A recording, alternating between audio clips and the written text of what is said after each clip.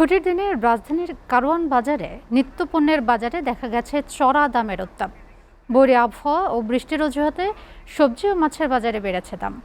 সবজির দাম বৃদ্ধি নিয়ে ক্রেতা বিক্রেতাদের মাঝে চলছে পারস্পরিক দোষারোপ। তবে চাল, ডাল ও তেলের বাজার স্থিতিশীল থাকার পাশাপাশি কিছুটা কমেছে জিরার দাম। আরাফাত হোসেনের প্রতিবেদন। ছুটির দিনে রাজধানীর সবচেয়ে বড় পাইকারি ও খুচরা বাজার কারওয়ান বাজারে ক্রেতাদের ভিড় থাকলেও স্বস্তি নেই কেনাকাটায়। সপ্তাহের ব্যবধানে নিত্যপণ্যের বাজার দর চড়ে বসায় পকেটের হিসাব মেলাতে রীতিমতো হিমশিম খাচ্ছেন সাধারণ ক্রেতারা। বাজার ঘুরে দেখা গেছে বৈরী আবহাওয়া ও বৃষ্টির অজুহাতে শসা, গাজর, টমেটো বিক্রি হচ্ছে 100 থেকে 150 টাকায়, বরবটি 150 থেকে 200 টাকা কেজি দরে। এছাড়া বেগুন, লাউ ও কাঁচামরিচ বিক্রি হচ্ছে 80 থেকে 120 টাকা দরে। বিক্রেতাদের দাবি, বৃষ্টিতে ফসল নষ্ট হওয়ায় যোগান কম, তাই দাম বেশি। তবে ক্রেতারা একে কেবলই সিন্ডিকেটের কারসাজি বলেই মনে করছেন। এই সপ্তাহ সারা বাংলাদেশে ঝড় বৃষ্টি হয়েছে, বন্যা হয়ে গেছে বিভিন্ন এলাকা। এই কারণে বন্যা হওয়ার যাওয়ার কারণে সবজি ক্ষেত নাকি নষ্ট হয়ে গেছে। বেগুন, টমেটো এগুলো কিনছে, এগুলোর দাম বেশি। 140 টাকা টমেটো, 120 টাকা হচ্ছে বেগুন। আর চিচিঙ্গা কিনছি 80 টাকা কেজি। মাছের দামও বেশি তুলনামূলকভাবে, গত সপ্তাহের সাথে এই সপ্তাহের বাজার দাম বেশি।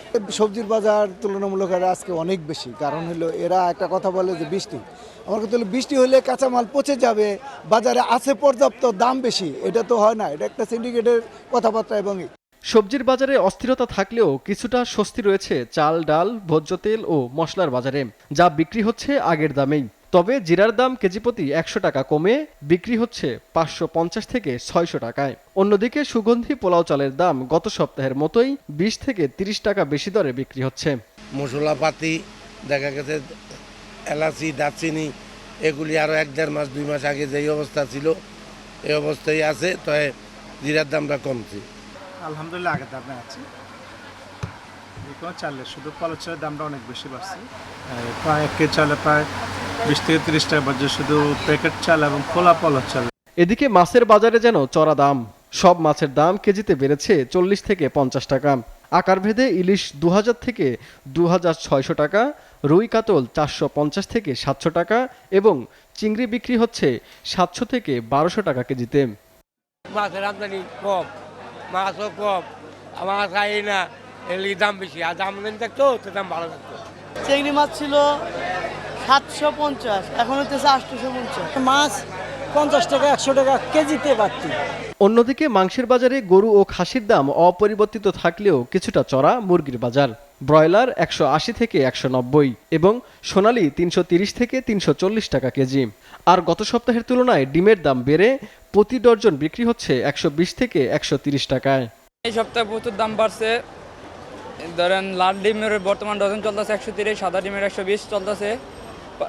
ডিমের পার পিস কিনেন 10 টাকা 40 পয়সার মতো। গরুর মাংস আগের মতোই আছে, আর এই সপ্তাহে গরুর মাংস 700 থেকে 800 টাকা কেজি, 750 থেকে 800, আর খাসির মাংস 1200 টাকা কেজি। মুরগি বিক্রি হইতেছে 320 থেকে 330 টাকা, যেটা অরিজিনাল পাকিস্তান এটা। আর কালার বার যেটা বেচা হইতেছে আপনার 290 থেকে 300 টাকা।